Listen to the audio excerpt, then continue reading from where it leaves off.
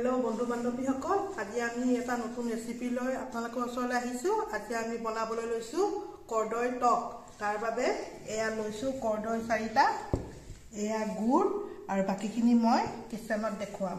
আহক আমি বনাও। এয়া মই কৰ্দৈগিটা ভালকে ধুই মুহাৰি লৈছো। এতিয়া কাটো আহক।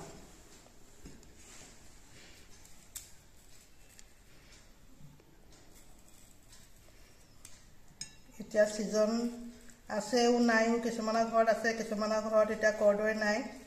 এটোতো খুব উপকাৰী বস্তু। কাটি দেখুৱাব নালাগে আৰু আপোনালোকেও জানে যোনে যিটো শেপত দিব পাৰে তেনেকে দি ল'ব পাৰে। মই এনে দেখুৱাইছো।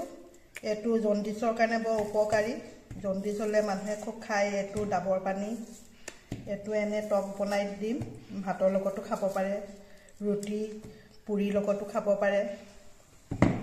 এনেকে কৰি মই গোটেইখিনি কাটি লৈছো। এয়া গোটেইখিনি এয়া কাটি ললো। আহক আমি এতিয়া বনাও। এয়া আমি গেছ জ্বলালো, কেৰাহী পাতিলো।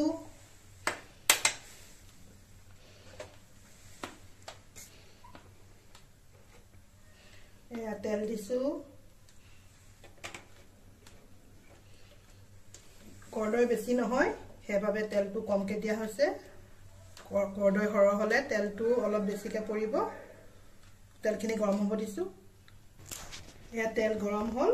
এয়া মই শুকান জলকীয়া কিটা ফোৰণ দিছো, লগতে পাঁচ ফোৰণ দিছো। লগতে মই কৰ্দৈখিনি দি দিছো।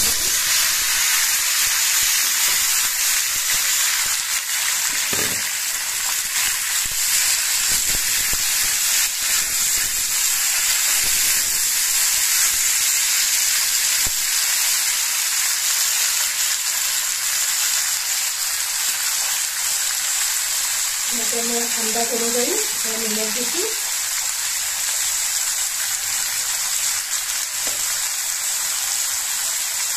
हल्दी दी आधा चामच।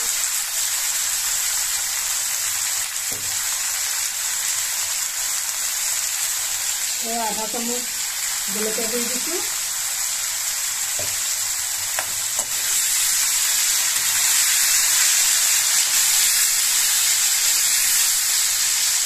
দুইখিনি কম কৰি মই 5-10 মিনিট ভাজি আকৌ আপোনালোকক লগ পাম।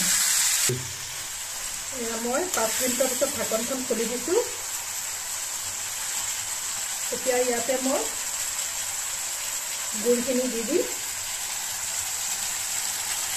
কৰ্দৈটো মিঠা যিহেতু মই অলপ কমাই দিছো দেই। যিমানখিনি দেখুৱাইছিলো তাতকৈ অলপ কমাই দিছো। বৰ মিঠা।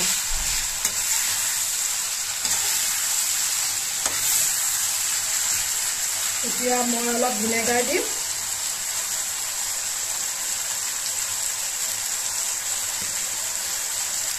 এচামুচ ধৰক, এচামুচৰ জোখৰ দিছো।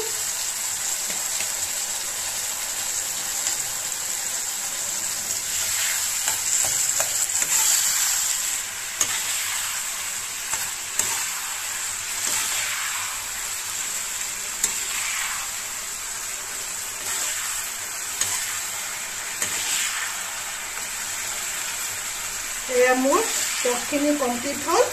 মই আপোনালোকৰ ওচৰত সাৰ্ভ কৰি দেখুৱাম। আহক বন্ধু বান্ধৱীসকল, কৰ্দৈ টক বনাই আপোনালোকৰ ওচৰত দেখুৱালো। যদি ভাল পায় লাইক, কমেণ্ট, শ্বেয়াৰ আৰু ছাবস্ক্ৰাইব কৰিব নাপাহৰিব আমাৰ বিপি কুকিং চেনেলটো, যাতে আগুৱাই যাব পাৰোঁ। আপোনালোকৰ সহায় অবিহনে আমি আগবাঢ়িব নোৱাৰোঁ। আপোনালোকে চাব, কমেণ্ট দিব, কেনেকুৱা পাইছে আমাক জনাব দেই। আজিলৈ আহোঁ।